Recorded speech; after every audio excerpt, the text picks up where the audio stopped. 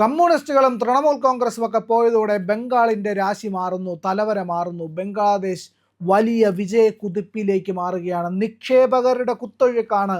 ബംഗാളിൽ വലിയ രീതിയിലുള്ള നിക്ഷേപം നടത്താൻ വേണ്ടിയിട്ട് ഇൻവെസ്റ്റേഴ്സൊക്കെ വരികയാണെന്നുള്ളതാണ്. സുവേന്ദു അധികാരത്തിലേക്ക് വന്നു.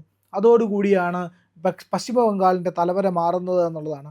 അമൂൽ എന്ന് പറയുന്ന ഇന്ത്യയിലെ ഏറ്റവും വലിയ പാൽ ഉൽപ്പാദക കമ്പനി ബംഗാളിലേക്ക് മാറുന്നു എന്നുള്ളതാണ് ഏറ്റവും പ്രധാനപ്പെട്ട വാർത്ത.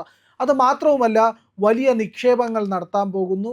നിക്ഷേപവും അതിനപ്പുറത്തേക്ക് പ്രൊഡക്ഷൻ്റെ കാര്യത്തിലൊക്കെ ലോകത്തിന് മുന്നിൽ തന്നെ ഇന്ത്യയെ അതിൻ്റെ പാൽ ഉൽപ്പാദന രംഗത്തൊക്കെ അതിൻ്റെ വിവിധ ഉൽപ്പന്നങ്ങളുടെ പ്രൊഡക്ഷൻ്റെ കാര്യത്തിലുമൊക്കെ ഇന്ത്യയിൽ നെറുകയിലെത്തിക്കുന്ന അവസ്ഥയിലേക്കൊക്കെ മാറ്റുകയാണ്. പക്ഷേ അത് മാത്രമല്ല, എന്തുകൊണ്ടാണ് ഈ പറയുന്ന അമൂൽ ഇത്രയും കാലം അവിടേക്ക് വരാതിരുന്നത് എന്നുള്ളത് ഒരു ചോദ്യമുണ്ടല്ലോ. ഒന്ന് ആലോചിച്ച് നോക്കൂ. പശ്ചിമ ബംഗാളിൽ നമ്മൾ വരവേൽപ്പ് സിനിമ കണ്ടിട്ടുണ്ടല്ലോ, അതുപോലെയായിരുന്നു അവിടെ ആർക്കും ഒരു സംരംഭം തുടങ്ങാൻ കഴിയില്ല. തുടങ്ങണമെങ്കിൽ CPMകാർക്ക് ഇല്ലെങ്കിൽ അവിടുത്തെ കമ്മ്യൂണിസ്റ്റുകൾക്ക് കപ്പം കൊടുക്കാതെ അവിടെ നിലനിൽക്കാൻ കഴിയില്ല. ഒരു ബസ് ഡ്രൈവർ വരവേൽപ്പിന് സമാനമായിട്ട് ഇവിടെ ബസ്സുമായിട്ട് ബസ്സിൻ്റെ മുൻപിൽ സമരം ഇരിക്കേണ്ടി വരുന്ന അവസ്ഥ അറിയാമായിരുന്നു. ആ വാർത്ത നമ്മളെല്ലാവരും കണ്ടതല്ലേ. അതുപോലെ ആയിരുന്നു ബംഗാളിൻ്റെ അവസ്ഥ. അവിടെ ഒരു സംരംഭം തുടങ്ങാൻ അവർ സമ്മതിക്കില്ല. എന്തിനേറെ ഒരു ബിൽഡിങ്ങിൻ്റെ പെയിൻറ്റിങ് നടത്തണമെങ്കിൽ പോലും ഇവർക്ക് കപ്പം കൊടുക്കേണ്ട അവസ്ഥയായിരുന്നു പശ്ചിമ ബംഗാളിൽ ഉണ്ടായിരുന്നത്. അവിടെ കൊടിപിടിക്കുവർ, അവിടെ കൊടിപിടിക്കും, നശിപ്പിക്കും, സകലതും ഇല്ലായ്മ ചെയ്യും. അതായിരുന്നു സഖാക്കളുടെ അവസ്ഥ. ബ്രിട്ടീഷുകാർ ഇന്ത്യയിൽ വന്നപ്പോൾ അവരവരുടെ തലസ്ഥാനമാക്കിയത് ബംഗാളിനെയാണ്. ബംഗാളിൻ്റെ കൊൽക്കത്തയായിരുന്നു അവരുടെ തലസ്ഥാന നഗരം എന്നുള്ളത്. നമ്മൾ ഇന്ന് പോയാലും കൊൽക്കത്ത നഗരത്തിൻ്റെ വിവിധ ഭാഗങ്ങൾ ഇന്നും അതേ പഴമയിൽ തന്നെയാണുള്ളത്. അവിടുത്തെ ജനങ്ങളുടെ ജീവിതവും അതേ നിലവാരത്തിൽ തന്നെയാണ്. പഴയ കെട്ടിടങ്ങൾ, ഓൾഡ് സിറ്റിയാണെന്നും പഴയ നഗരം, അതിന് വലിയ മാറ്റമൊന്നുമില്ല. പഴയ രീതിയിലുള്ള ബിൽഡിങ്ങുകൾ, ആ ബിൽഡിങ്ങുകൾക്കകത്ത് തന്നെ വൈദ്യുതി പോലും ശരിയായിട്ടില്ല. ഉണ്ടെങ്കിൽ തന്നെ ഒരു സുഹൃത്തൊരിക്കൽ കൽക്കത്തയിൽ താമസിക്കുന്ന സുഹൃത്ത് പറഞ്ഞതാണ്, മുടിഞ്ഞ കറണ്ട് ബില്ലാണ് വന്നുകൊണ്ടിരിക്കുന്നത്. കാരണം എന്താ, ചെറിയ കുടിസ് വീടാണ്. പക്ഷേ കാര്യമൊന്നുമില്ല. കാരണം ഈ എർത്തായിട്ട് പോകുന്നതാണ് വൈദ്യുതി മൊത്തം. അതിൻ്റെ റീഡിങ് എടുക്കുമ്പോഴത്തേക്ക് മുഴുവൻ ഇവർക്ക് ഈ പറയുന്ന ബില്ല് അമിതമായിട്ട് വരുന്നു എന്നൊക്കെ പരാതി പറഞ്ഞിട്ടുണ്ട്. കാരണം പഴയ വയറിംഗ് ആണ്. മറ്റേ പൊക്കത്താക്കൊക്കെ ചെയ്യുന്ന സ്വിച്ചൊക്കെ ഉണ്ടല്ലോ, ആ സ്വിച്ചൊക്കെയാണ് ഇപ്പോഴും അവിടുത്തെ ബിൽഡിങ്ങുകളിലുള്ളത് എന്നൊക്കെയാണ് പരാതി പറഞ്ഞത്. അങ്ങനെ ഗതികെട്ട് ഒരു വികസനവുമില്ലാതെ ചേരി പ്രദേശങ്ങളെന്നൊക്കെ പറഞ്ഞാൽ സങ്കല്പിക്കാൻ കഴിയില്ല. നമ്മൾ അത് വെച്ച് നോക്കുമ്പോൾ കേരളത്തിൽ എവിടെയെങ്കിലും ചേരി ഉണ്ടെങ്കിൽ അതൊക്കെ സ്വർഗസമാനമാണ് എന്നാണ് പറയപ്പെടുന്നത്. പശ്ചിമ ബംഗാളിൻ്റെ അവസ്ഥ അതാണ്. മനുഷ്യർക്ക് ഗ്രാമങ്ങളിലൊക്കെ എന്ന് പറഞ്ഞു കഴിഞ്ഞാൽ ഒരു വൃത്തിയുള്ള ഒരു ശൗചാലയം ഉണ്ടാവില്ല, ഒരു നല്ല വീടുണ്ടാവില്ല, ഒരു പബ്ലിക് ഗാദറിങ് സ്പേസ് ഉണ്ടാവില്ല. അതൊക്കെ ഇങ്ങനെ ആകെ ഗതികെട്ട അവസ്ഥയിലാണ്. നേരെ റോഡുകൾ പോലും ഇല്ലാത്ത അവസ്ഥ.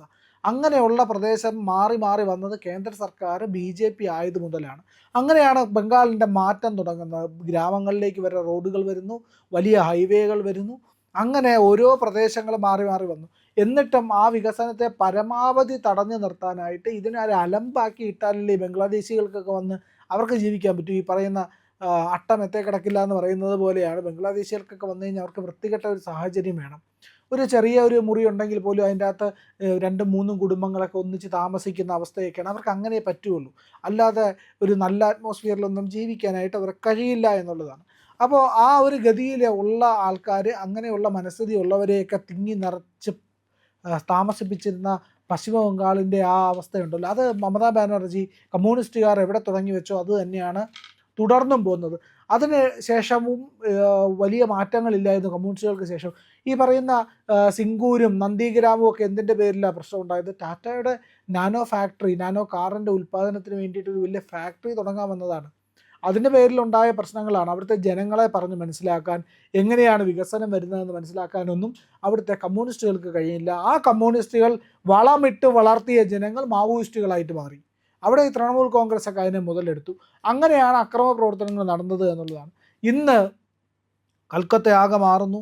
അതിൻ്റെ പ്രാരംഭമാണ്, മാറി തുടങ്ങിയിട്ടില്ല. മാറ്റം തുടങ്ങണമെങ്കിൽ കൂടിയ സമയമെടുക്കും. ആദ്യം അവിടുത്തെ ഗുണ്ടകളെയും ക്രിമിനലുകളെയും ഒക്കെ പുറത്താക്കി അവിടുത്തെ ക്രമസമാധാനം കൊണ്ടുവന്നു. അതിനുശേഷമാണല്ലോ ഇനി വികസനം. അങ്ങനെ വന്ന ഇപ്പോൾ പശ്ചിമ ബംഗാളിലേക്ക് അമൂൽ എത്തുന്നു എന്നുള്ള വാർത്തയാണ്. പടിഞ്ഞാറൻ ഇന്ത്യയുടെ ഭാഗത്ത് നിന്ന് തുടങ്ങിയ അമൂൽ എന്ന് പറയുന്ന ആനന്ദ്, ഒന്നാം ക്ഷീരവിപ്ലവത്തിൻ്റെ ഭാഗമായി പടർന്നു പന്തലിച്ച ആ വലിയ പ്രസ്ഥാനം ഇന്ന് ഇന്ത്യക്ക് ആകെ തന്നെ പാലും അതിൻ്റെ ഉൽപ്പന്നങ്ങളും ഒക്കെ കൊടുക്കുകയാണ്. 600 കോടി രൂപയുടെ നിക്ഷേപമാണ് പശ്ചിമ ബംഗാളിൽ അമൂൽ നടത്തുന്നത്. വലിയ പ്ലാന്റാണ് വരുന്നത്. ലോകത്തിലെ ഏറ്റവും വലിയ തൈര് ഉൽപ്പാദിപ്പിക്കുന്ന, അതായത് തൈര് ഉൽപ്പാദിപ്പിക്കുന്ന ഒരു ഫാക്ടറിയാണ് വരുന്നത്, ലോകത്തിലെ ഏറ്റവും വലുത്. അതിനകത്ത് പശ്ചിമ ബംഗാളിനെ ഒരു ഗ്ലോബൽ ഇത് പറയുന്ന മിൽക്ക് പ്രൊഡക്ഷൻ്റെ കേന്ദ്രമായിട്ട് കൂടെ മാറ്റാൻ പോവുകയാണ്. ബംഗാൾ ഗ്ലോബൽ ബിസിനസ് സമ്മിറ്റ് 2025 ഇത് പ്രഖ്യാപിച്ചിരുന്നത് എന്നുള്ളതാണ്. 10 ലക്ഷം കിലോ തൈര് ഒരു ദിവസം ഉൽപ്പാദിപ്പിക്കാൻ കഴിയുന്ന രീതിയിലാണ് പ്ലാന്റ് വരുന്നത്. അതുമാത്രവുമല്ല, 1.5 ദശലക്ഷം ലിറ്റർ പാല് പ്രോസസ്സ് ചെയ്യാൻ കഴിയുന്ന ഒരു പ്ലാന്റ് കൂടി ഇതിനൊപ്പം അവിടെ സ്ഥാപിക്കുന്നുണ്ട്. കൊൽക്കത്തയിലെ സൻക്രയിലുള്ള ഫുഡ് പാർക്കിലാണ് ഇത് വരുന്നത് എന്നുള്ളതാണ്. ഹൗറയിലാണ് വരുന്നത്. അപ്പോൾ എന്തുകൊണ്ടാണ് കൊൽക്കത്ത തിരഞ്ഞെടുക്കുന്നതെന്ന് ചോദിച്ചു കഴിഞ്ഞാൽ, ജനങ്ങൾക്ക് ഏറ്റവും അധികം തൈര് പ്രിയമുള്ള ഒരു നാടാണ്. തൈര് പ്രിയപ്പെട്ട ആഹാരത്തിൻ്റെ ഏറ്റവും പ്രിയപ്പെട്ട ഘടകമായിട്ട് ഉപയോഗിക്കുന്ന ആൾക്കാർ കൊൽക്കത്തക്കാരാണ് എന്നുള്ളതുകൊണ്ടാണ്. അവിടെ 2 തരത്തിൽ ഉള്ള തൈരുണ്ടെന്ന് ടോക് തോയും മിഷ്ടി തോയും ഉണ്ട്. ടോക് തോയി എന്ന് പറഞ്ഞു കഴിഞ്ഞാൽ ഉപ്പ് ചേർത്ത തൈര്, അപ്പം അതിൻ്റെ ഒരു സോർ ടേസ്റ്റ് ആയിരിക്കും എന്നാണ് പറയുന്നത്. പിന്നെ അത് മിഷ്ടി തോയ് എന്ന് പറഞ്ഞാൽ അവർ മിഷ്ടി ഉദ്ദേശിക്കുന്ന മീഠി എന്നുള്ളതാണ്, മധുര തൈര്. ഈ 2 തൈരുമാണ് പശ്ചിമ ബംഗാളിൽ വളരെ പ്രിയപ്പെട്ട ഉൽപ്പന്നം എന്ന് പറയുന്നത്. അത് ആ രീതിക്ക് തന്നെ പ്രൊഡ്യൂസ് ചെയ്യാനാണ് അമൂൽ ശ്രമിക്കുന്നത്. അമൂലിൻ്റെ ബട്ടറൊക്കെ നമുക്ക് ഇവിടെ കേരളത്തിൽ ഏറെ പ്രിയപ്പെട്ടതാണ്. അമൂലിൻ്റെ ബട്ടർ എന്ന് പറയുമ്പോഴത്തേക്കും അതിൻ്റെ സാൾട്ടഡ് ബട്ടറും അൺസാൾട്ടഡ് ബട്ടറും ഉണ്ട്. ഈ ബട്ടർ രണ്ടും നമുക്ക് വളരെ ഇഷ്ടപ്പെട്ട ബട്ടറാണ് എന്നുള്ളതാണ്. അമൂൽ എന്ന് കേൾക്കുമ്പോൾ തന്നെ നാവിൽ നമുക്ക് കൊതിയൂറുന്നത് അതുകൊണ്ടാണ്. അത്രയേറെ ജനപ്രിയ ബ്രാൻഡാണ് അതൊന്നാണ്. അപ്പോൾ ബംഗാളിലെ പാലുൽപാദന കേന്ദ്രവും, അത് പാലുൽപാദനത്തിലും ഏറ്റവും വലിയ ബ്രാൻഡാണ് അമൂൽ എന്നുള്ളതാണ്.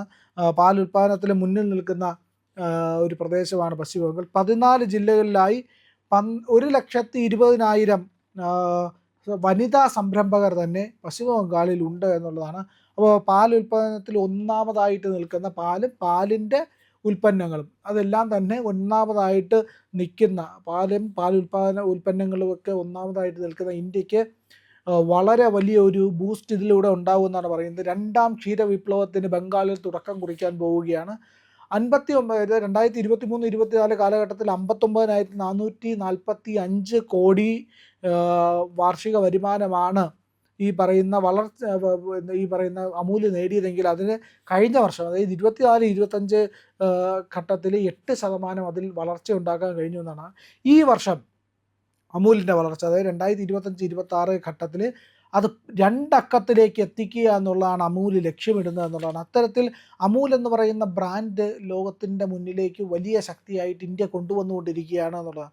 അപ്പോൾ 31 ദശലക്ഷം പാൽ ദിവസവും അമൂൽ ഉൽപ്പാദിപ്പിക്കുന്നുണ്ട് എന്നുള്ളതാണ്. അപ്പോൾ ഇന്ത്യക്കാർക്ക് പാൽ ഏറ്റവും പ്രിയപ്പെട്ടതാണ്.